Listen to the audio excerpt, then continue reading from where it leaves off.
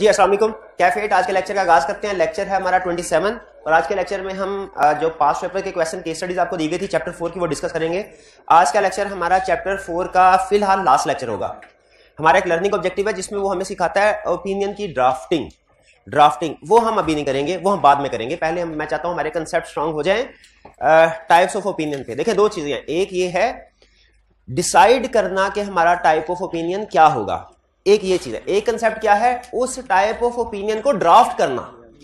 मैंने आपको डिसाइड करना तो सिखा दिया टाइप ऑफ ओपिनियन क्या होगा, उसको ड्राफ्ट करना ये नहीं सिखाया। यानी आप इस काबिल तो हैं इस वक्त कि कोई भी केस स्टडी आपके सामने आए उसको पढ़ के आप डिसाइड कर सकें इसमें क्वालिफाइड ओपिनियन आएगा, इसमें एडवर्स ओपिनियन आएगा, इसमें डिस्क्लेमर। लेकिन अगर आपसे कहा जाए कि इसको ड्राफ्ट करके दे दो, स्टैंडर्डाइज वर्ड में लिख के दे दो, तो आप ड्राफ्टिंग अभी नहीं कर सकेंगे। ठीक है, वो अभी मैं सिखाना मेरा मकसद भी नहीं है। तो पहले मुझे ये बताइए, कोई भी केस स्टडी आ जाए तो क्या आप ये डिसाइड कर सकते हैं इसका हमारी रिपोर्ट पे इंपैक्ट क्या होगा? क्या किसी भी पैराग्राफ में जो इंपैक्ट होगा बता सकते हैं कि एमसीक्यू मैटर होगा, अदर मैटर होगा, की एडेड मैटर है, गोइंग कंसर्न, अनसर्टेनिटी है, यहाँ के मॉडिफाइड ओपिनियन, कोई सा भी ये बता सकते हैं आप? अच्छा, एमसीक्यू मैटर में मैंने आपको एमसीक्यू मैटर की सिचुएशन भी बताई, एग्जांपल जिन सिचुएशन में एमसीक्यू मैटर रिपोर्ट में आएगा उसकी ड्राफ्टिंग भी सिखा दी, ऐसा ही है। फिर अदर मैटर पैराग्राफ की एग्जांपल्स भी सिखाई और उसकी ड्राफ्टिंग भी एक दो एग्जांपल्स के साथ सिखा दी, वो भी क्लियर। फिर गोइंग कंसर्न, अनसर्टेनिटी पैरा की सिचुएशन भी बता दी और उसकी ड्राफ्टिंग भी सिखा दी, ऐसा ही है। फिर की ऑर्डर्ड मैटर की सिचुएशंस भी आपको सिखा दी और उसकी ड्राफ्टिंग भी आपको सिखा दी, कल बता दी थी हमने कि किस तरीके से वो ड्राफ्ट होगा, क्लियर। सिर्फ मॉडिफाइड ओपिनियन ऐसा है जिसमें मैंने आधा काम किया, बाकियों में सारा पूरा करवा दिया आपको, सिर्फ मॉडिफाइड ओपिनियन में आधा काम किया। यानी क्या, आपको ये तो बता दिया कि किस सिचुएशन में कौन सा टाइप ऑफ ओपिनियन आएगा, उस टाइप ऑफ ओपिनियन की ड्राफ्टिंग कैसे होगी ये मैंने अभी आपको नहीं सिखाया, अभी सिखाना भी नहीं है। तो अभी कुछ अरसे के लिए हम इसको पेंडिंग करेंगे क्योंकि मैं चाहता हूं हमारा इंपैक्ट ऑन रिपोर्ट वाला कंसेप्ट जो है ना वो स्ट्रांग हो जाए, केस स्टडीज हम अच्छी प्रैक्टिस कर लें। फिर इसके बाद जब मुझे लगेगा कि आपका कंसेप्ट स्ट्रांग हो चुका है फिर आपको ड्राफ्टिंग की तरफ लेके आऊंगा, लेकिन इसके साथ पेंडिंग लिख दीजिए ताकि आपको पता हो कि ये हमारा कंसेप्ट पेंडिंग है, हमने बाद में कवर करना है, क्लियर जी। अच्छा, इसके अलावा प्रीवियस लेक्चर में से कोई क्वेश्चन पूछना चाहते हो तो पूछ लीजिए। प्रीवियस लेक्चर में से कोई क्वेश्चन पूछना चाहते हो तो पूछ ले। कोई क्वेश्चन नहीं पूछना। मेरे भाई ने की ऑर्डर्ड मैटर सेक्शन कल पढ़ा है रिपोर्ट में से, घर जाके पढ़ा था ना कर, सच में पढ़ा था। आपने पढ़ा? क्यों नहीं पढ़ा? पढ़ा की ऑर्डर्ड मैटर सेक्शन घर जाके रिपोर्ट में से, क्यों नहीं पढ़ा? आपने पढ़ा की ऑर्डर्ड मैटर सेक्शन रिपोर्ट में से पढ़ा है? उस रिपोर्ट में से आपने पढ़ा कि ऑर्डर्ड मैटर सेक्शन? मेरे भाई ने पढ़ा कि ऑर्डर्ड मैटर सेक्शन, क्यों नहीं पढ़ा? ऐसे ना करें, फिर क्या समझ आना आपको? अगर आप पढ़ते तो आपको की ऑर्डर्ड मैटर की डेफिनेशन भी समझ आ जाती, उसकी ड्राफ्टिंग भी समझ आ जाती। अगर आपने पढ़ा नहीं तो उसकी ड्राफ्टिंग कैसे समझ आएगी? जी, होम असाइनमेंट की है जी। अगर कोई भी मैटर बाकी सारी कंडीशन पूरी करता है लेकिन वो करंट ईयर से नहीं प्रायर पीरियड से रिलेट करता है तो क्या वो की ऑर्डर्ड मैटर हो सकता है? वो नहीं हो सकता, सिर्फ करंट के ऊपर होगा, जो करंट पीरियड को इफेक्ट करा वही की ऑर्डर्ड मैटर होगा। दूसरी बाकी सारी कंडीशन पूरी हो रही हो, क्योंकि ऑल कंडीशन पूरी होना जरूरी है। बेसिकली अगर आप डेफिनेशन का एनालिसिस करें ना तो वो 3 कंडीशन बताता है, मैटर्स कम्युनिकेटेड विद दो चाबिक governance, most significant, current period. तीनों कंडीशन पूरी होंगी की ऑर्डर्ड मैटर आएगा, वरना नहीं आएगा। ठीक है जी, मोस्ट सिग्निफिकेंट है कम्युनिकेट किया लेकिन प्रीवियस ईयर, तो वो प्रीवियस ईयर की ऑर्डर रिपोर्ट में आएगा, इस ईयर की ऑर्डर रिपोर्ट में थोड़ा ही आएगा। हाँ, एक जगह पे वो थोड़ा सा आगे ट्विस्ट खाने में लेके आता है, कहता है एक ऐसा मैटर है जो प्रायर पीरियड से रिलेट करता है, most significant communicate prior period से, लेकिन वो इस साल के लिए भी रेलिवेंट है, इस साल भी रिलेट करता है। अब की ऑर्डर मैटर आएगा, अब आएगा, लेकिन अब किस वजह से आ रहा है? इस साल के रेलिवेंट होने की वजह से। क्लियर जी? और की question ji?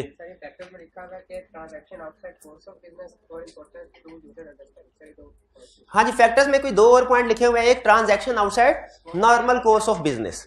Transaction outside normal course of business का कंसेप्ट क्या होता है? ऐसे ट्रांजैक्शन जो रूटीन से हटके हो। ये transaction outside normal course of business, ये खास तौर पे हमारा चैप्टर 16 आएगा रिलेटेड पार्टी का, उसमें बार बार ये टर्म यूज होगी, इसलिए इस टर्म को समझ लीजिए। Transaction outside normal course of business का मतलब ये है ऐसी ट्रांजैक्शन जो रूटीन से हट के की जाए। अच्छा, इसमें outside normal course of business में नेचर ऑफ ट्रांजैक्शन भी हो सकती है आउटसाइड और टर्म्स ऑफ ट्रांजैक्शन भी हो सकती है। जैसे फर्ज कीजिए एक कंपनी जो कि मैन्युफैक्चरिंग कंपनी है, फाइनेंशियल सेक्टर में नहीं है, वो किसी को लोन देती है, वो किसी को लोन देती है। आपने कंपनी नाम में पढ़ा होगा इन्वेस्टमेंट इन एसोसिएटेड कंपनी।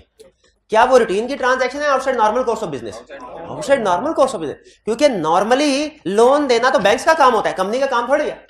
अच्छा, सेल की इन्वेंट्री की सेल की, लेकिन रूटीन में क्रेडिट पीरियड अलाउ करते हैं 30 डेज का, और इसमें 1 साल का क्रेडिट पीरियड अलाउ कर दिया।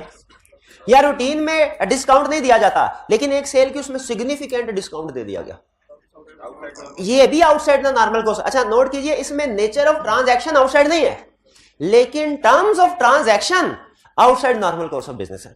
तो कह रहा है जो transaction outside normal course of business होती है, जरा खुद सोचें, हमें इनके ऊपर ज्यादा फोकस करना चाहिए कि नहीं एज ऑडिटर? तो ये मोस्ट सिग्निफिकेंट हो सकती है। अगर इनकी अमाउंट ज्यादा है, ये मोस्ट सिग्निफिकेंट तो की ऑडिट मैटर के तौर पे आएंगी। और नॉर्मली ऐसी ट्रांजैक्शन रिलेटेड पार्टी के साथ की जाती है, अनरिलेटेड पार्टी के साथ हम out of the way favour थोड़ी देंगे किसी को। रिलेटेड पार्टी के कंटेक्स्ट में ये टर्म ज्यादा यूज होती है, लेकिन इसको नोट कर ले, लिख ले और समझ ले outside the normal course of business का मतलब क्या समझाया मैंने। क्लियर मेरे भाई? फिर दूसरा कह रहा है इंपॉर्टेंट फॉर यूजर्स अंडरस्टैंडिंग।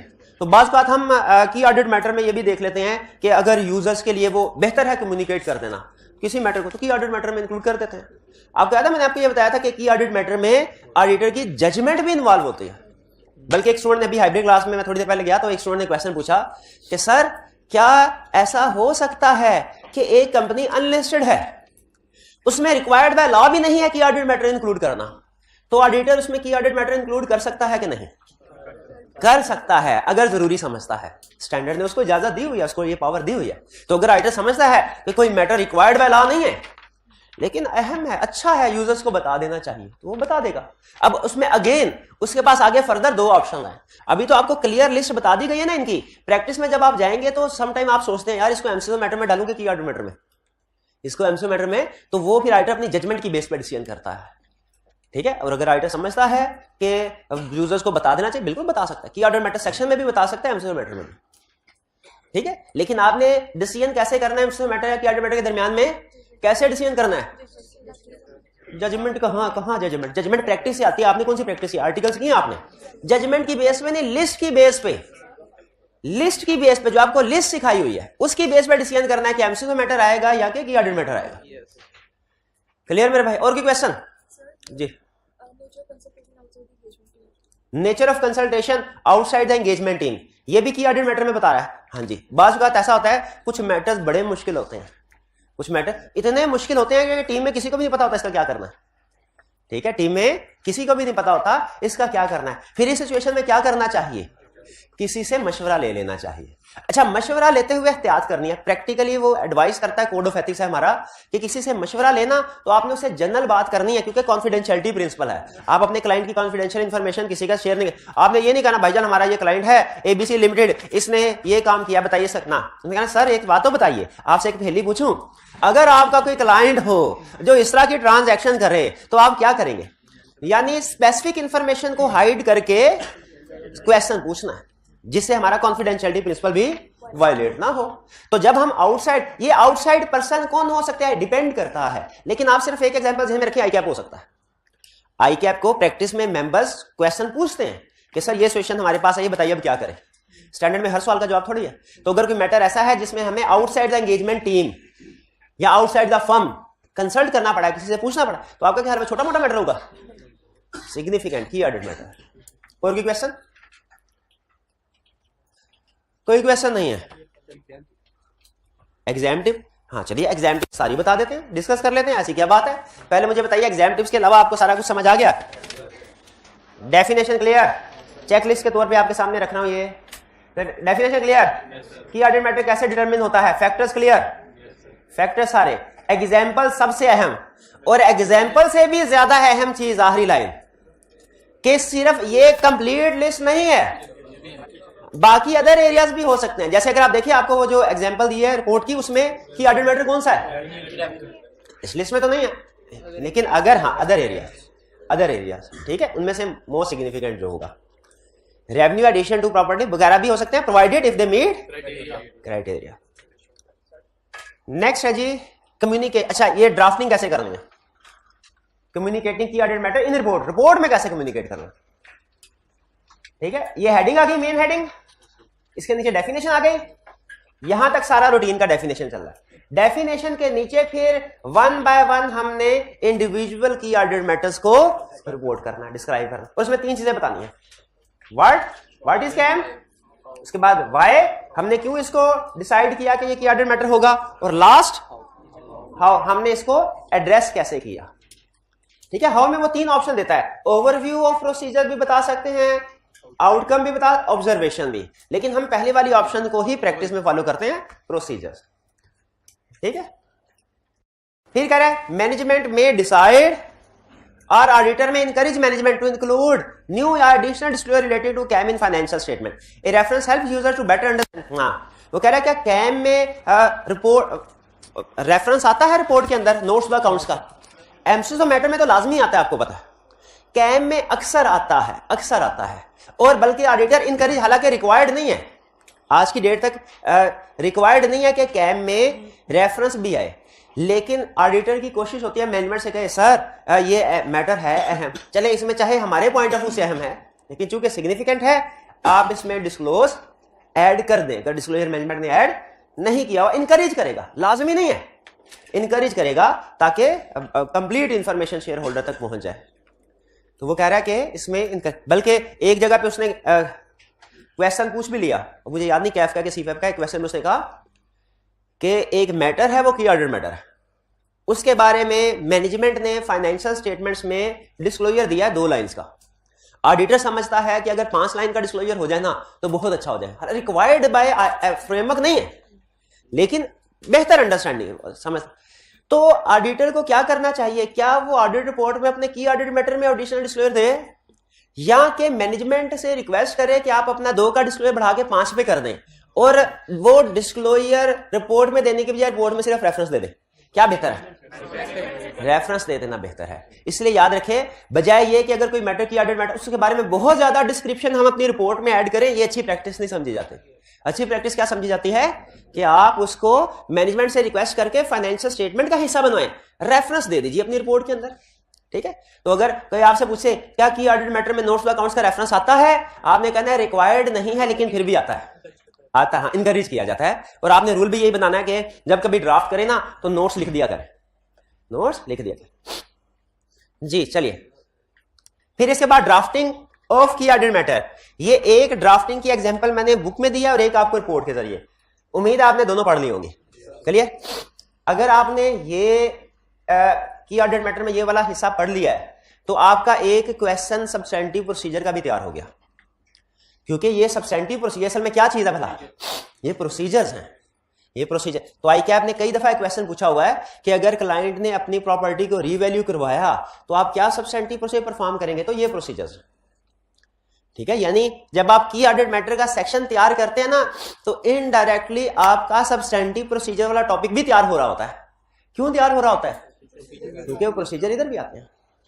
ठीक है, बल्कि अगर आप देखें, जिन स्टूडेंट्स के पास बुक है चैप्टर 10 में देखें, उसमें आपको टेंजिबल नॉन करंट एसेट्स का पहला या दूसरा लर्निंग ऑब्जेक्टिव नजर आएगा। उसके अंदर देखें आपको रीवैल्यूएशन की हेडिंग नजर आएगी। देखें जरा, देखें नजर आ रही है चैप्टर 10 लर्निंग ऑब्जेक्टिव 1 या 2 टेंजिबल। ठीक है, इसमें देखें रीवैल्यूएशन की कहीं पे बात कर रहा है, कहीं पे कर रहा होगा, कर रहा है, किस जगह पे कर रहा है, हाँ ये रीवैल्यूएशन लास्ट में है लर्निंग ऑब्जेक्टिव। इसमें ये जो प्रोसीजर है जब आप पढ़ेंगे ना, मैच करेंगे, आपको पता चलेगा तकरीबन यही प्रोसीजर है।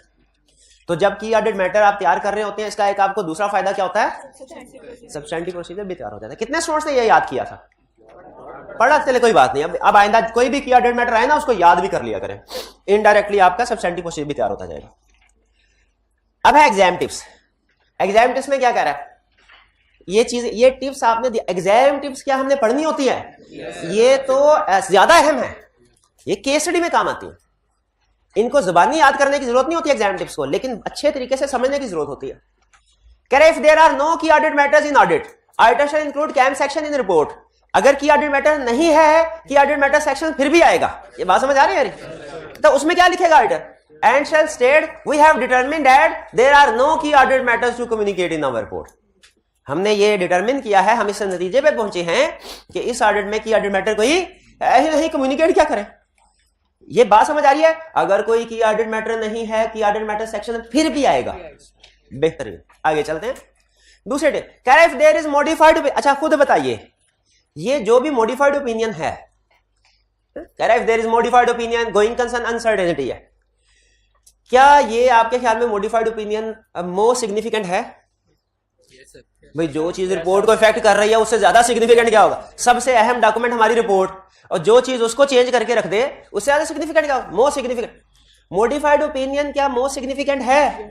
अच्छा, क्या डायरेक्टर्स को कम्युनिकेट किया जाता है?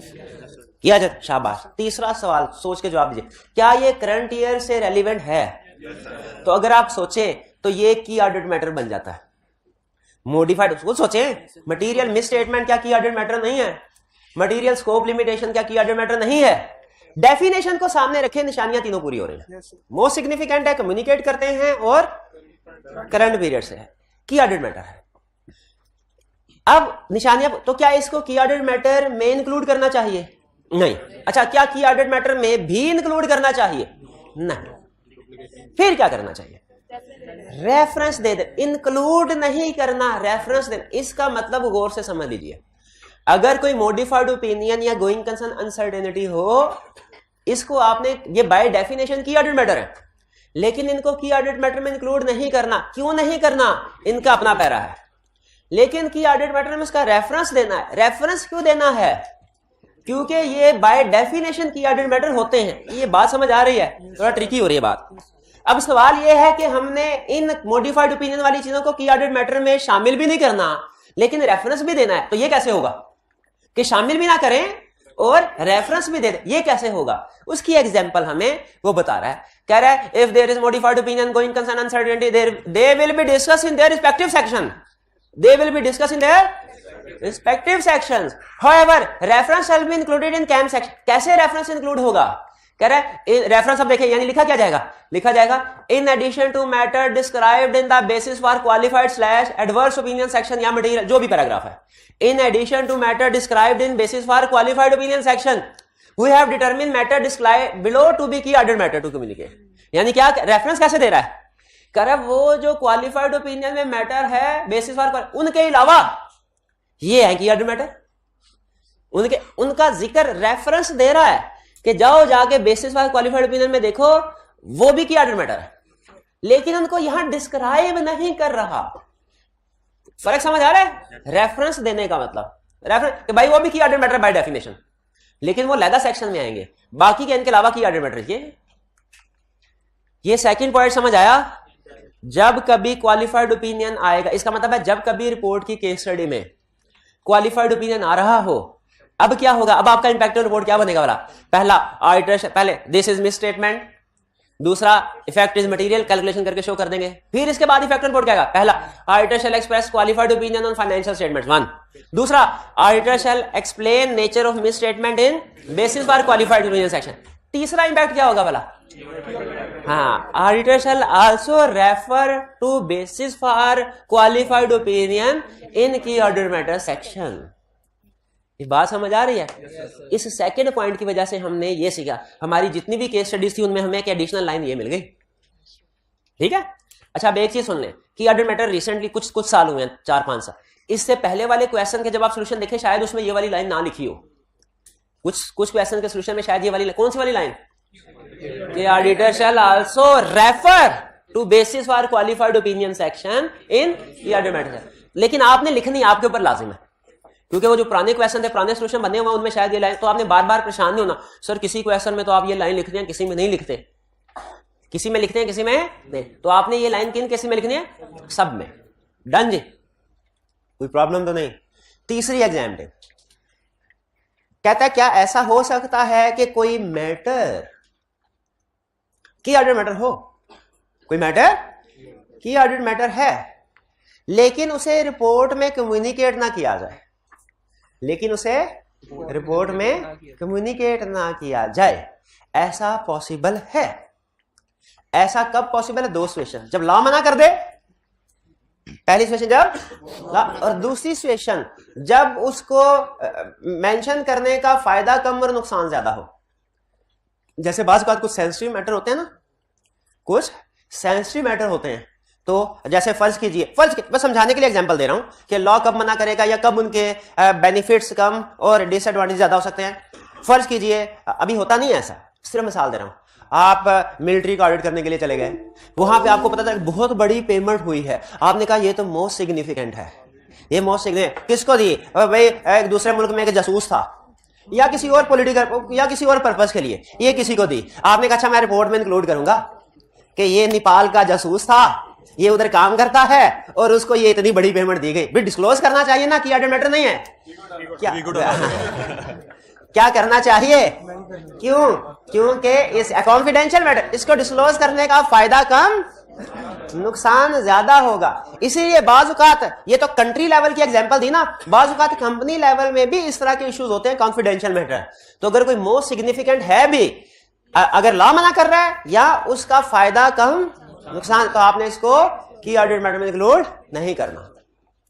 बल्कि ये तो ऑडिटिंग स्टैंडर्ड में बात लिखी है ना, मिलती जुलती बात अकाउंटिंग स्टैंडर्ड में भी लिखी है। मुझे एग्जैक्ट याद नहीं, जब मैं स्टूडेंट था तो मैं पढ़ा था कि कुछ प्रोविजंस के डिस्क्लोजर नहीं देते, कुछ लीगल केसेस रहते हैं जब उनका डिस्क्लोज करने से केस के ऊपर कोई नेगेटिव इंपैक्ट पड़ने का खदशा। इस तरह की बात लिखी है कोई अकाउंटिंग में भी फ्रेम?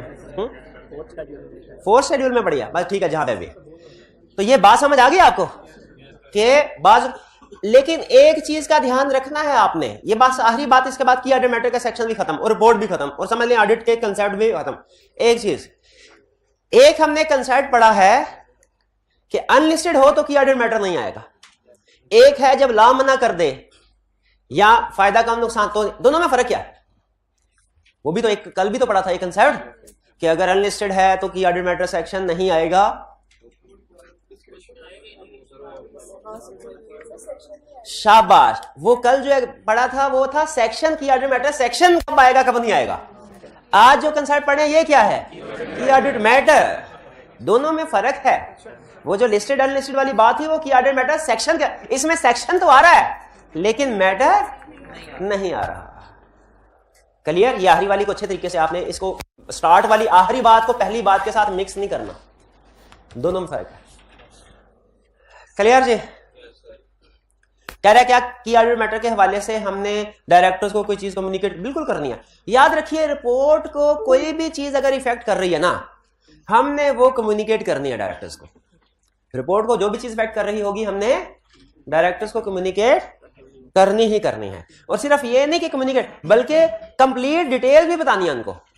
जैसे की ऑडिट मैटर के हवाले से हम बताएंगे matters which auditor has determined to be key audit matter, जो की ऑडिट मैटर रिपोर्ट में इंक्लूड करने हैं डायरेक्टर्स को बताएंगे सर ये देखें ये की ऑडिट मैटर है। हालांकि पहले से भी कम्युनिकेट कर चुके हैं मैटर, लेकिन पहले उन मैटर को सिग्निफिकेंट की लिस्ट में इंक्लूड किया था। अब उनमें से जो मोस्ट सिग्निफिकेंट है वो अलग से बताएंगे सर इनको हम अपनी रिपोर्ट में इंक्लूड करने जा रहे हैं।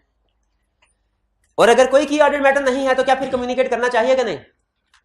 फिर क्या करेंगे कि कोई की ऑडिट मैटर नहीं है, कोई की ऑडिट, वरना डायरेक्टर इंतजार करते रहेंगे ना कि ऑडिट मैटर अभी आएगा, ऑडिटर की तरफ से अभी आएगा।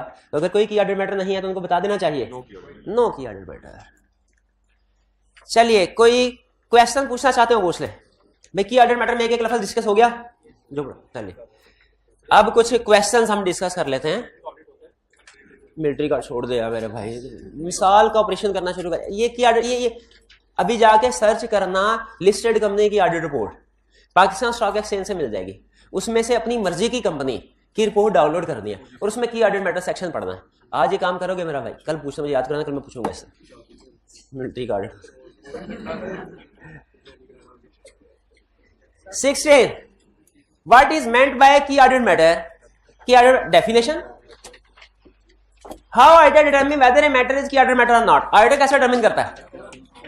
कैसे करता है ऑडिटर डिटरमिन कि मैटर की ऑडिट मैटर है कि नहीं? कैसे करता है? कुछ नहीं पता।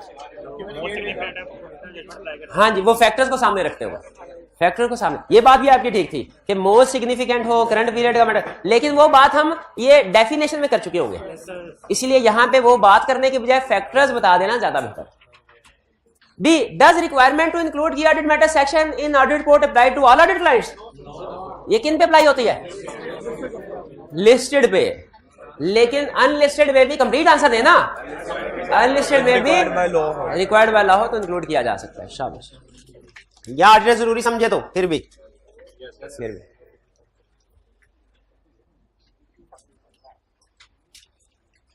17 what information is included in a key audit matter section of audit report? कौन सी इंफॉर्मेशन इंक्लूड की जाती है? ओ भाई इंफॉर्मेशन कौन सी इंक्लूड की जाती है? मोस्ट सिग्निफिकेंट तो हम डिसाइड करने के लिए कि की ऑर्डर मैटर है कि नहीं देखते हैं। डिसाइड कर लिया की ऑर्डर मैटर है, अब रिपोर्ट में इंफॉर्मेशन कौन सी आएगी? की ऑर्डर मैटर सेक्शन में कौन सी इंफॉर्मेशन आएगी? जैसे एमसीक्यू मैटर में भी सीखा था ना, एमसीक्यू मैटर पैराग्राफ में कौन सी इंफॉर्मेशन आएगी? आपने 3 चीजें बताई थी, कौन सी? रेफरेंस टू नोट, फिर मैटर बीइंग एम्फसाइज्ड, और लास्ट में our opinion is not modified. उसी तरीके से मुझे बताइए कि की ऑर्डर मैटर सेक्शन में कौन सी इंफॉर्मेशन आएगी? कौन सी इंफॉर्मेशन आएगी की ऑर्डर मैटर सेक्शन में? बता दे भाई। नहीं पता, कल पढ़ाया तो था। कौन सी इंफॉर्मेशन? ये ले, दो चाबी गवर्नेंस के साथ कम्युनिकेट किया जाएगा। ये तो डेफिनेशन में था ना, ये डिसाइड करने के लिए क्योंकि मैटर की ऑडिट मैटर है कि नहीं, डिसीजन हो गया है, हम उसे रिपोर्ट में प्रेजेंट करना की ऑडिट मैटर सेक्शन। आपसे एंगेजमेंट पार्टनर कहें, आप मैनेजर है फर्म के, एंगेजमेंट भाई इस क्लाइंट का की ऑडिट मैटर सेक्शन बनाओ, क्या? शाबाश, सबसे पहले मेन हेडिंग, उसके बाद मेन हेडिंग के नीचे डेफिनेशन की ऑडिट मैटर, फिर सब हेडिंग, शाबाश। और सब हेडिंग में क्या होगा? Word, why and how. How में 3 चीजें थी, कौन कौन सी? Procedure, outcome, observation. ये पूरा स्टेटमेंट फॉर्म में लिखना है आपने, मैं सिर्फ याद करवाने के लिए कीवर्ड्स बोल रहा हूं। तो ये समझा कि ऑर्डर मैटर सेक्शन कैसे इंक्लूड करना है। अभी आप ड्राफ्ट नहीं कर सकते मुझे लगता है कि ऑर्डर मैटर सेक्शन, और आई कैप को पता चल गया ना, उसने पूछ लेना ड्राफ्टिंग की ऑर्डर मैटर की। 18 respond to the following independent situation in the light of ISS. Respond कीजिए सिचुएशन को। पहला, risk of over statement in revenue was considered as significant risk, significant and was also communicated to those शाबी governance. Discuss whether it should be included in the key order matter section. क्या include होना चाहिए? बिल्कुल होना चाहिए। क्यों? क्योंकि ये कंडीशंस मीट करता है, मोस्ट सिग्निफिकेंट है, कम्युनिकेटेड। तो सिर्फ यस नहीं लिख देना, उसको जस्टिफाई करवाना है कि ये हमारी डेफिनेशन को मीट कर रहा है। करंट पीरियड वाली आप कंडीशन में लिख देंगे because it meets all 3 condition. Definitely revenue इस साल की फाइनेंशियल स्टेटमेंट में इसी साल का रेवेन्यू आएगा, पिछले साल का आता तो वो बता देता कि तो मिस स्टेटमेंट है, मिस स्टेटमेंट है। कह सकते हैं आप कि provided it is not misstated, तो ये की ऑर्डर मैटर में आएगा। ठीक है। D, no such matter arose during audit which needs to be reported as key audit matter. Discuss whether the item still needs to include key audit matter section in audit report. अभी भी include करेगा, सिर्फ yes कर दें कि आगे बताएं कि उसमें क्या लिखेगा। क्या लाइन थी वो, क्या लाइन थी? We have determined there are no key audit matters to communicate in our report. फिर से we have determined there are no key audit matters in our report. C, a qualified opinion has been expressed. Details of the qualification are also mentioned in the key audit matter section. Is it appropriate to do so? नहीं, details इधर थोड़ी आएंगी, ये गलत है। Details कहां discuss होनी चाहिए? Basis for qualified opinion section में। और यहां पे इस पैराग्राफ में क्या डिस्कस होना चाहिए? Reference to basis for qualified opinion. ठीक है, क्लियर हो गया? यहां पे रेफरेंस यहां चाहिए ना, बेसिस और डिस्कस नहीं होनी चाहिए ना। जैसे फर्स्ट कीजिए, अब की बार वो ये पूछ लेता है कि disclaimer of opinion has been expressed, details of disclaimer of opinion are also mentioned in key order matter section, is it appropriate to do so? नहीं, एप्रोप्रिएट नहीं है, बल्कि डिटेल्स कहां डिस्कस होनी चाहिए? बेसिस डिस्क्लेमर ऑफ ओपिनियन में। और की ऑर्डर मैटर में क्या डिस्कस होना चाहिए? गलत, की ऑर्डर मैटर सेक्शन तो आएगा ही नहीं। आएगा, क्यों नहीं आएगा? डिस्क्लेमर ऑफ ओपिनियन की वजह से। अच्छा, क्वेश्चन याद आ गया, स्टूडेंट पूछने लगा, कहने का डिस्क्लेमर ऑफ ओपिनियन में की ऑर्डर मैटर क्यों नहीं दिया जाता? डिस्क्लेमर ऑफ ओपिनियन में की ऑर्डर मैटर, क्योंकि दोनों की नेचर कन्फ्लिक्टिंग है। कन्फ्लिक्टिंग कैसे है? डिस्क्लेमर ऑफ ओपिनियन में क्या कहते हैं? कुछ नहीं किया। डिस्क्लेमर ऑफ ओपिनियन मिलाई कुछ, और की ऑर्डर मैटर में क्या कहते हैं? हमने ये भी किया, ये भी किया, ये भी किया। तो फिर यूजर कहेंगे भाई एक तरह एक पैराग्राफ में कह रहे हो कुछ नहीं किया, मुझे कुछ मिला ही नहीं था, और दूसरी तरफ कह रहे हो मैंने ये भी काम किया। ये तो खुद सोचिए जरा, कन्फ्लिक्ट आ गया कि नहीं? तो डिस्क्लेमर ऑफ ओपिनियन और की order matter section conflicting paragraph है, इसलिए जब कभी डिस्क्लेमर ऑफ ओपिनियन आएगा की ऑर्डर मैटर नहीं आएगा। कोई पूछे क्यों नहीं आता, फिर क्या बताएंगे? क्योंकि दोनों की नेचर कन्फ्लिक्टिंग है। 18 डन जी?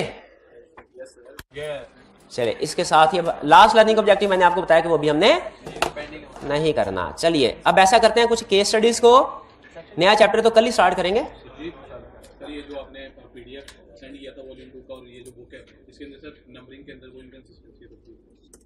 हाँ अच्छा, आप सुनने, कुछ स्टूडेंट ओल्ड बुक यूज कर रहे होते हैं 11th प्रीवियस एडिशन, कुछ लेटेस्ट बुक यूज कर रहे हैं।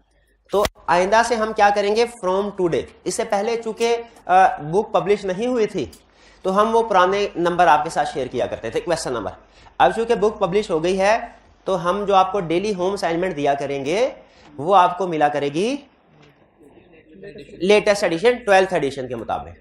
लेकिन जो स्टूडेंट्स प्रीवियस बुक यूज कर रहे हैं हम कोशिश करेंगे उसके साथ 11th एडिशन का भी असाइनमेंट में रेफरेंस इंक्लूड कर दिया करें ताकि उनके लिए आसानी हो जाए। हाँ, चैप्टर 4 तक आपको कुछ थोड़ा बहुत ना करना पड़ेगा मैनेज, यानी उसमें शायद कोई 2-4 असाइनमेंट्स में क्वेश्चन आगे पीछे में भी हो, ठीक है। लेकिन चैप्टर 4 से ऑनवर्ड ये प्रॉब्लम नहीं होगी। हम 12th एडिशन और 11th एडिशन दोनों चैप्टर 4 तक जो प्रीवियस एडिशन यूज कर रहे हैं वो मैच कर लें। अब उसी तरह चूंकि वो प्रीवियस को हमने यूज किया तो इसलिए कुछ क्वेश्चंस आपको हो सकता है जो हमने पीडीएफ वेबसाइट पे अपलोड किए हुए ना या आपके साथ शेयर किए थे उसमें कोई असाइनमेंट का नंबर डिफरेंट हो, तो आप किसी से लेटेस्ट एडिशन लेके 12th एडिशन वो मार्क कर लीजिएगा क्वेश्चन, ठीक है। क्लास के बाद आप शेयर कीजिएगा, ठीक है। आपके साथ भी शेयर कर देंगे हम और बाकी स्टूडेंट्स के साथ भी आपकी असाइनमेंट। वैसे अब तो आपने कर ही लिया सारा, अब तो चक्कर ही कोई नहीं, अब तो सारे टॉपिक हो चुके हैं। अब तो आप कोई भी असाइनमेंट कर सकते हैं, कोई भी क्वेश्चन कर सकते हैं ना। हाँ, तो मैं टीए से कहूंगा कि क्वेश्चन नंबर के साथ ना चैप्टर 4 की जितनी भी असाइनमेंट है नाम मेंशन कर दें, ये भाईजान, ठीक है, क्वेश्चन का नाम, ताकि आपको पता चल जाए। क्वेश्चन 4 की जगह 5 है तो आपको पता है शेर खान वाला क्वेश्चन है, ये असाइनमेंट में शामिल है, ठीक है। ये आईपीएल वाला क्वेश्चन है, ये हमने करना है, ठीक है। तो चैप्टर 4 की होम असाइनमेंट के साथ हम क्वेश्चन का नाम मेंशन आइंदा से कर दिया करेंगे, आइंदा जब भी आपको होम असाइनमेंट मिलेगी। और कोई क्वेश्चन? अच्छा बताइए, होम असाइनमेंट में कौन से क्वेश्चन शामिल थे आपके? 24। कौन सा क्वेश्चन आप समझते हैं कि ज्यादा मुश्किल है, पहले वो डिस्कस कर लें। 28 वाला, 28 कर लेंगे। लेंथी एंड डिफिकल्ट, चले। अच्छा, इशू इसमें से एक ही होगा, इसमें भी एक थोड़ा सा पैराग्राफ लेंथी है लेकिन इशू इसमें से एक ही निकला करेगा प्रोबेबली। रिक्वायरमेंट सबसे पहले, discuss the matter that may be of significance to you as auditor in respect of. ये डिस्कस द सिग्निफिकेंट मैटर या discuss the matter of significance, इसका मतलब क्या होता है, क्या डिस्कस करना है? ओपिनियन नहीं, ये बताया भी है वॉल्यूम 2 के पहले सफे पे कि मैटर, सिग्निफिकेंट मैटर का मतलब क्या होता है? डिस्कस द मैटर, हाँ जी, बताना है, इवेल्युएट करना है सिचुएशन को, सिचुएशन कौन सी है, और इवेल्युएट करना है उसकी सिग्निफिकेंस को, कि मटेरियल है कि परवेसिव है। तो इसका मतलब है ये वाली रिक्वायरमेंट तो ऑलरेडी हमारे अप्रोच में इंक्लूडेड होती है, हमने कोई नई चीज नहीं करनी। Discuss the matter of significance, इस रिक्वायरमेंट की वजह से कोई नई चीज नहीं, क्यों नहीं करनी? क्योंकि हाँ, हम डायरेक्ट ओपिनियन तो कभी बताते नहीं है, हम तो पहले मैटर डिस्कस करते हैं, ये मिस स्टेटमेंट है कि स्कोप लिमिटेशन है, फिर उसका इफेक्ट, फिर उसके बाद ओपिनियन डायरेक्ट तो ही ना बताते हैं। तो इसका मतलब ये ऑलरेडी हमारी प्रोसेस में शामिल है। फिर क्या कह रहा है? Also explain their implication on audit report, audit report के ऊपर इफेक्ट क्या होगा वो बताना है। क्या ऑडिट रिपोर्ट से बाहर जाना है हमने? नहीं, सिर्फ ऑडिट रिपोर्ट के अंदर रहते हुए डिस्कशन करते हैं। कह रहा है Ranjha limited LL listed company underline कर लें। कंफर्म हो गया क्या? अगर की ऑडिट मैटर आता हुआ वो भी बताना है। is engaged in the manufacture of fast moving consumer goods. Draft financial statement for the year ended March 31st, 2011 show a profit before tax of 12 million and total assets of rupees 300 million. Profit किस लिए दिया?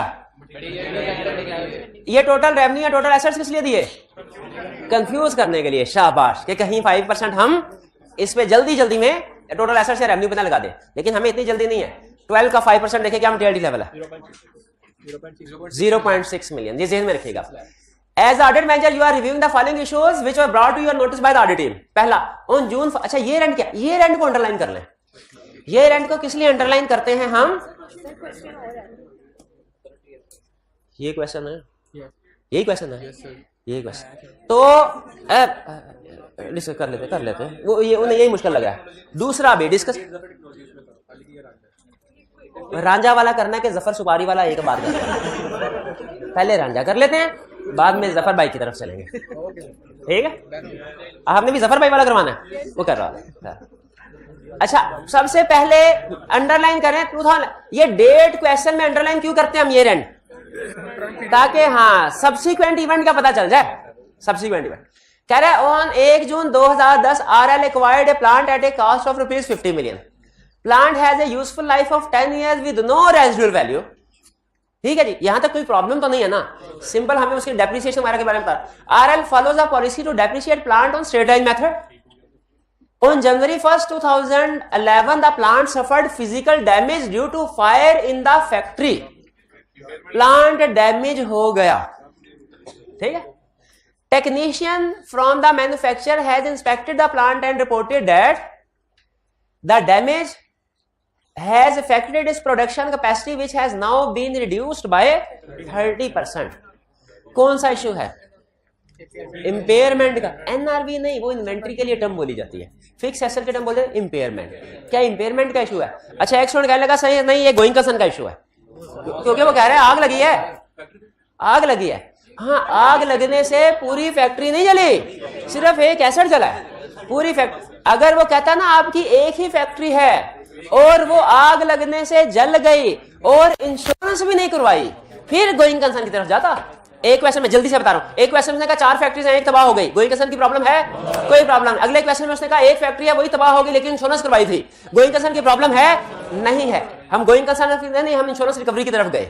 एक question में उसने कहा कि एक factory थी वही डिस्ट्रॉय हो गई और इंश्योरेंस भी पूरी नहीं करवाई, अब गोइंग कंसर्न है एक फैक्ट्री थी वही तबाह हो गई और उसको ठीक करने के लिए पैसे भी नहीं है। तो हर फायर पे गोइंग कंसर्न फिट नहीं करना, हर फायर पे गोइंग कंसर्न फिट नहीं करना। किसी फायर पे स्कोप लिमिटेशन की तरफ जाना होता है, किसी फायर पे एम्फसिस ऑफ मैटर की तरफ जाना होता है, किसी फायर पे गोइंग कंसर्न की तरफ जा सकते हैं। इस फायर में किस तरफ जाना है? इसमें की इंपेयरमेंट का है, इंपेयरमेंट का है, तो इसमें की ऑर्डर मैटर की तरफ जाना चाहिए। अगर वो कहता है ना बहुत से एसेट्स जल गए हैं फैक्ट्री के अंदर बहुत, फिर एम्फसिस ऑफ मैटर की तरफ जा सकते थे। या अगर वो कहता कि ये रेंट के बाद आग लगी है, फिर कंफर्म सब्सिक्वेंट इवेंट होता, फिर एम्फसिस मैटर की तरफ चले जाते। अब किस तरफ जाना है? की ऑर्डर मैटर की तरफ। समझ आ रहा है कि नहीं? ये केस स्टडीज करेंगे ना जितने, अभी आप कंफ्यूज हो रहे होंगे, कभी फायर इधर जा रही है कभी फायर उधर, ये केस स्टडीज प्रैक्टिस करेंगे, इंफॉर्मेशन का एनालिसिस करेंगे, फिर पता चलेगा कि हवा का रुख किस तरफ है। जिस तरफ है आग उसी तरफ जाएगी। ठीक है, देख लेंगे केस। तो यहां पे समझ आ रही है ये गोइंग कंसर्न का इशू नहीं है, ये एम्फसिस ऑफ मैटर भी नहीं है। एम्फसिस ऑफ मैटर तब होता जब ये रेंट के बाद होता, ये तो ड्यूरिंग द ईयर, तो ये प्रोबेबली किस तरफ जाएगा? इंपेयरमेंट की वजह से। हम लिखेंगे अगर इंपेयरमेंट ठीक रिकॉर्ड हो गई है तो अनमोडिफाइड ओपिनियन प्लस की ऑर्डर मैटर में इसको मेंशन करेंगे। आगे की ऑर्डर मैटर में बता दे 3 चीजें जो लिखते होते हैं। और अगर ये ठीक रिकॉर्ड नहीं हुई इंपेयरमेंट तो मिस स्टेटमेंट है, इफेक्ट मटेरियल या परवेसिव के लिहाज से क्वालिफाइड या एडवर्स बता देंगे, और ये भी बता देंगे बेसिस फॉर क्वालिफाइड ओपिनियन, और वो भी बता देंगे रेफरेंस टू की ऑर्डर। भाई बात समझ आ रही है?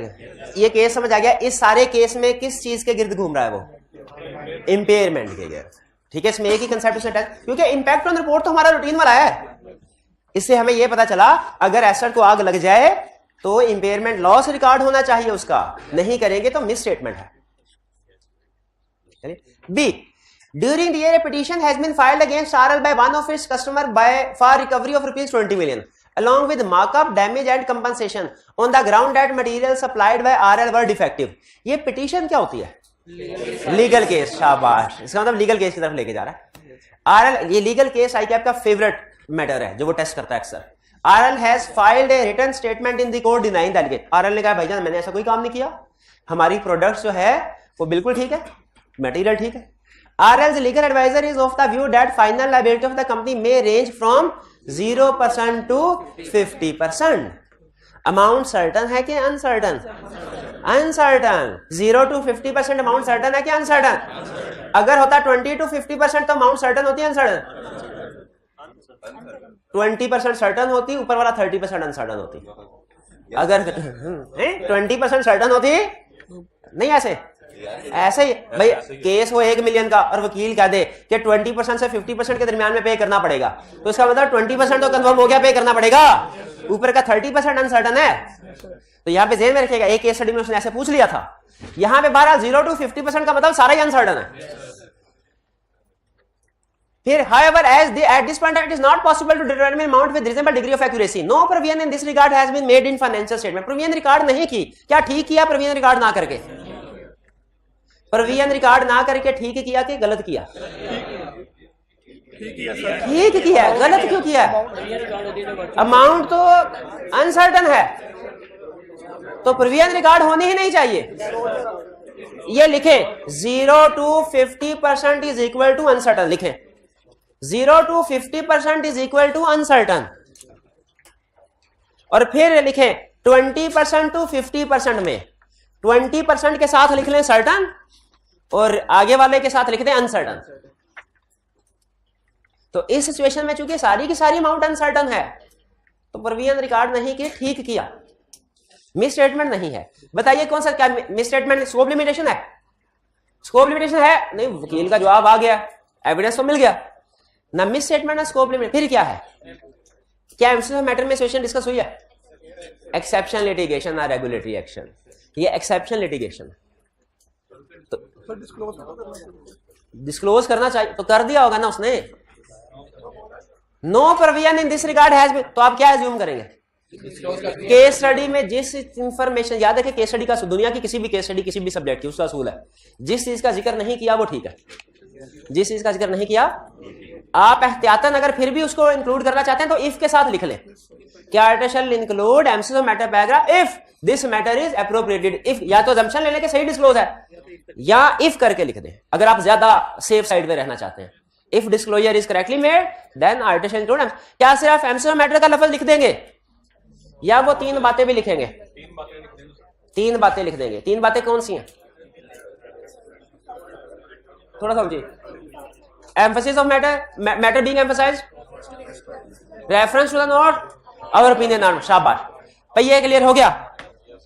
अच्छा, इसके साथ ना क्या करें, मैं जब स्टूडेंट था ना तो इस क्वेश्चन का जो मगज होता था वो साथ में लिख दिया करता था, ताकि रिवीजन के वक्त हमें जैसे is equal to exceptional litigation, यहां पे is equal to impairment of machinery, ताकि आपको बाद में जब सेकंड टाइम में रिवीजन कर रहे हो तो क्लियर। वरना ना भी लिखना चाहे कोई प्रॉब्लम। कुछ स्टूडेंट कहते हैं सर हम दोबारा भी जब क्वेश्चन अटेम्प्ट करें तो सोचना, हम चाहते हैं हम सोचें कि क्या मसला है, तो फिर ना लिखें, ठीक है। फिर साइड पे कहीं लिख दें कि अगर आग लग गई इंपेयरमेंट, अगर केस आ गया हाँ कस्टमर ने तो एक्सेप्शन लिटिगेशन। थर्ड, इन अप्रैल 2007, कई साल पुरानी बात है, RL acquired a high-tech production management software for ₹10 million। Software खरीदा 10 मिलियन का, इंटेंजिबल में जाएगा। क्या हमारे सिलेबस में इंटेंजिबल एसेट्स को वेरीफाई करने के प्रोसीजर शामिल हैं? बिल्कुल हैं, चैप्टर 10 में लिखे हुए हैं, लेकिन इस क्वेश्चन में नहीं लिखने। क्यों नहीं लिखने? उसे पूछा ही नहीं है, उसे इम्पैक्ट ऑन रिपोर्ट पूछा है। Useful life of software is 10 years. During this year, it was discovered that in the past, a software was earnestly amortized. Earnestly को अंडरलाइन करें, amortized. Life of 20। अच्छा, अब यहाँ पे दो तरह के स्टूडेंट्स हैं। एक कहते हैं सर ये जो लाइफ चेंज होना है ना, ये चेंज इन एस्टिमेट है। कुछ स्टूडेंट कहते हैं सर ये नॉर्मली लाइफ चेंज होना चेंज इन एस्टिमेट, लेकिन यहाँ पे चूंकि गलती की है उसने तो ये एरर होगा। तो बताइए ये चेंज इन एस्टिमेट होगा कि एरर? आप एरर। अच्छा, अब अगला बहुत ही काउंटिंग का डिफिकल्ट कंसेप्ट है कि अगर चेंज इन एस्टिमेट हो तो इसको करेंगे प्रोस्पेक्टिव ट्रीटमेंट से, और अगर एरर हो तो रेट्रोस्पेक्टिव। रेट्रोस्पेक्ट, तो बताइए ये प्रोस्पेक्टिव होगा कि रेट्रोस्पेक्टिव? ये समझ आ, ये आपका FR 1 में पढ़ा क्या 2 में? 1 में पढ़ा, तो प्रोबेबली सबने पढ़ा होगा। शाबाश। तो management has decided to adjust the amount short provided over remaining useful life. ये ट्रीटमेंट बताइए रेट्रोस्पेक्टिव है कि प्रोस्पेक्टिव है? प्रोस्पेक्ट। तो सही किया या गलत? गलत किया। एक तो पहले 4 साल पहले गलती की और उस गलती को ठीक करते हुए भी गलती कर दी। समझ रहे? एरर को कैसे करेक्ट करना चाहिए? रेट्रोस्पेक्टिव। तो ये सही किया गलत? गलत किया, मिस स्टेटमेंट है। इफेक्ट कैलकुलेट करें कितना होगा? 10 मिलियन है। ये तो परवेसिव लग रहा है। नहीं, ये 10 मिलियन तो उसकी कॉस्ट है, सॉरी, हम तो डेप्रिसिएशन देखेंगे। 4 साल की डेप्रिसिएशन कितना आता है ये? अच्छा, अब मुझे समझ आई, ये उसने लाइफ और कॉस्ट इसलिए दिया था कि डेप्रिसिएशन का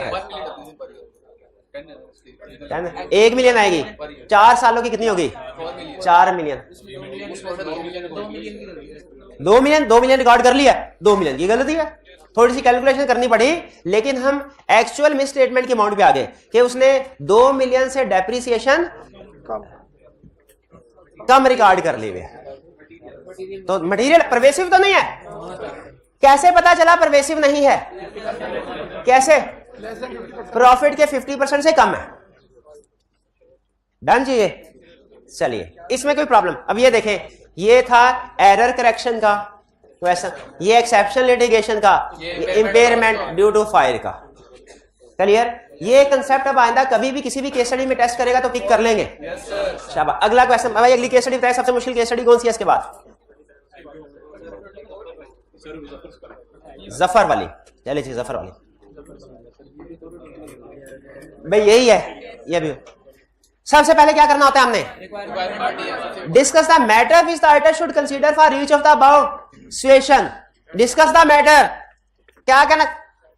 वो पहले 2 पॉइंट हमारी केस स्टडी को तो ऑलरेडी हम डिस्कस करते हैं। हम मैटर डिस्कस करके इंपैक्ट ऑन रिपोर्ट बताते हैं कि डायरेक्ट बता देते हैं? मैटर डिस्कस करके बताते हैं। तो पूछे ना पूछे, वो तो हमने बताना ही बताना है। फिर क्या कह रहा है? कह रहे हैं impact on respective audit report. Impact on report भी बताओ। तो इंपैक्ट रिपोर्ट के अंदर के हमने बतानी चाहिए या बाहर की भी? शाबाश। Following situation have arisen different audit client of your firm. पहला ये Zafar technology limited A listed company, आया याद किया ऑडिट मैटर सेक्शन, अंडरलाइन कर लें, is engaged in manufacture of compressor used in electrical appliances. During the conduct of audit for the year ended 31st March 2012, a team member has discovered a letter dated 18 March 2012। Underline कर लो इसको, 18 मार्च। ये and अभी आया नहीं है। हाँ आया 31, हाँ आगे ठीक है 31, ठीक है। From Sartaj electronics limited SCL, which states that SCL will not pay the current outstanding invoices as according to it the compressor supplied by ZTL are of incorrect specification। उसने कहा ये वो कंप्रेसर हमने कोई और ऑर्डर दिया था, इन्होंने कोई और ऑर्डर दिया, हम तो पैसे नहीं देंगे। ZTL's technical director believed that the problem arose due to change in the design of appliances produced by SCL and not because of faulty production by ZTL। अब वो ZTL के डायरेक्टर कह रहे हैं भाई हमारा कसूर नहीं है, SCL का कसूर है। ठीक है, दोनों में डिस्प्यूट राइज हो गया। However, both the companies have agreed to refer the matter to arbitration। Arbitration को अंडरलाइन करें। क्या पता चल रहा है आपके ये केस कहां चला गया? लिटिगेशन की तरफ। Sales to SCL account for approximately 25% of the revenue of ZTL। अच्छा, ये बता रहा है कि जो SCL को सेल्स हुई तकरीबन कितनी हुई? 25%। क्या इससे हमें ये पता चल रहा है कि ये हमारा लार्जेस्ट कस्टमर है? SCL ZTL का लार्जेस्ट कस्टमर है। तो लार्जेस्ट कस्टमर है तो गोइंग कंसर्न की तरफ बात जा सकती है। And the balance due from SCL as at 31st March 3.12 million. Profit after tax उसने बताया हुआ है। अब अगेन प्रॉफिट आफ्टर टैक्स भी है, टोटल एसेट्स भी है। प्रॉफिट आफ्टर टैक्स बेंच में रियलिटी कैलकुलेट करेंगे। अब बताइए इस सिचुएशन में हमने क्या करना है, होना क्या चाहिए इसमें? इसमें हम देखेंगे अगर तो एप्रोप्रिएट प्रोविजन रिकॉर्ड कर दी गई है तो ये कोई प्रॉब्लम नहीं है, ये मिस स्टेटमेंट नहीं है। अगर एप्रोप्रिएट, इसमें सबसे बड़ा इशू क्या है? डिस्प्यूट अराइज हो रहा है, क्या उस डिस्प्यूट की एप्रोप्रिएट प्रोविजन और डिस्क्लोजर इंक्लूड कर दिया कि नहीं?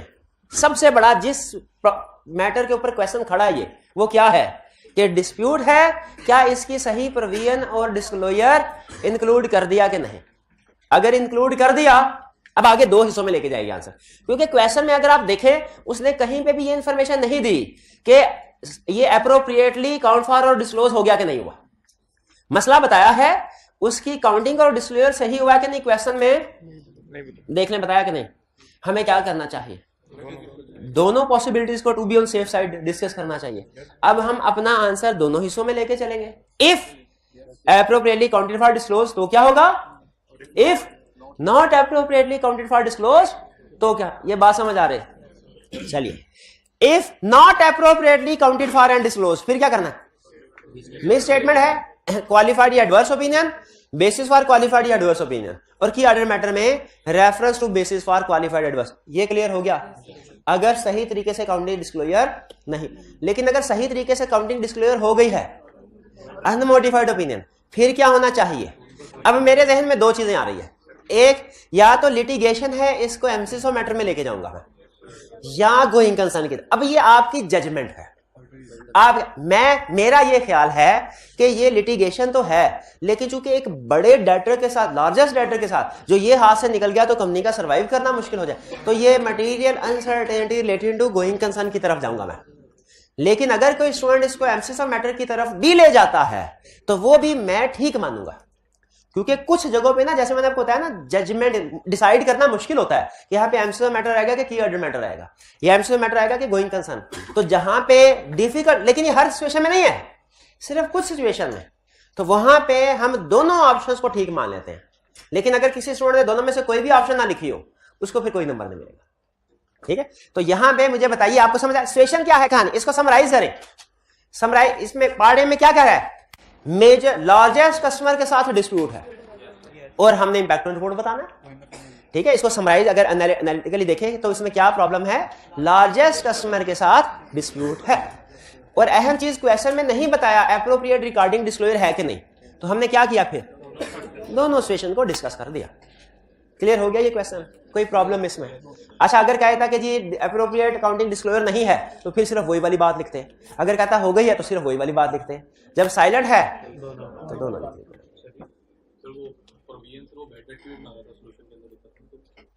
हाँ, एप्रोप्रिएट, देखिए प्रोविजन यहाँ पे कैलकुलेट कर रहा है सोल्यूशन में। हाँ बिल्कुल, बैड डेट का यही बता रहा ना कि प्रोविजन से मुराद मेरी प्रोविजन फॉर बैड डेट ही है। लिटिगेशन में बेसिकली यही डिसाइड होगा कि पैसे देने हैं कि नहीं, तो प्रोविजन फॉर लिटिगेशन भी कर ले, वही एक ही बात है। असल में लिटिगेशन में हमें कोई डैमेजेस पे नहीं करने पड़ेंगे एक्स्ट्रा, बल्कि जो ऑलरेडी रिसीवेबल है वो खत्म होंगे। ठीक है, तो इसीलिए उसने ये कहा है कि provision for bad debt record कर ले, प्रोविजन फॉर लीगल केस की बजाय। सेकंड, डायरेक्टर्स रिपोर्ट, इस लफ्ज से क्या जहन में आया, other information. Directors Board of XCP Limited states without any further explanation that 20% increase in profit as compared to previous year is due to increase in sales and austerity measure introduced by management।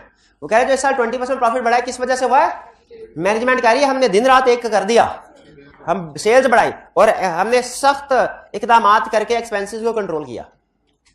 The income statement for the year show increase in profit and sales amounted to 20 million and rupees 8 million respectively, whereas costs have reduced by rupees 12। बता रहा है income statement में भी यही चीज है, यानी director ने अपनी रिपोर्ट में क्या लिखा कि हमने ये इकदामात किए हैं और वाकई सेल्स ज्यादा है, प्रॉफिट भी ज्यादा है। लेकिन ट्विस्ट कहा आया, review of your working papers have indicates that cost have reduced mainly on account of reduction in import duty on certain raw material. कि कॉस्ट कम होने में और प्रॉफिट बढ़ने में मैनेजमेंट का हाथ कोई नहीं है, बल्कि इंपोर्ट ड्यूटी कम हुई और मैनेजमेंट सारा क्रेडिट खुद ले रही है। अब ये कौन सा केस आया, इनकंसिस्टेंसी विद अदर इंफॉर्मेशन। अब मुझे बताइए अदर इंफॉर्मेशन गलत है कि नहीं, अदर इंफॉर्मेशन में ये कौन सी वाला केस है, misstatement in other information वाला, ये कौन सी वाला केस है, नहीं पिक किया आपने। क्या डायरेक्टर रिपोर्ट अदर इंफॉर्मेशन है, क्या डायरेक्टर रिपोर्ट मिस स्टेटेड है, बिल्कुल है। हम क्या करें, हाँ अब अगला सवाल ये, हम तो फाइनेंशियल स्टेटमेंट के जिम्मेदार होते हैं, हमारा ओपिनियन इसलिए अनमोडिफाइड ही होगा, लेकिन क्या हमारी रिपोर्ट में कोई अदर इंफॉर्मेशन का सेक्शन होता है, हम ओपिनियन सेक्शन में कुछ नहीं कहेंगे, अदर इंफॉर्मेशन सेक्शन में कह देंगे क्या, other information is misstated because of this reason.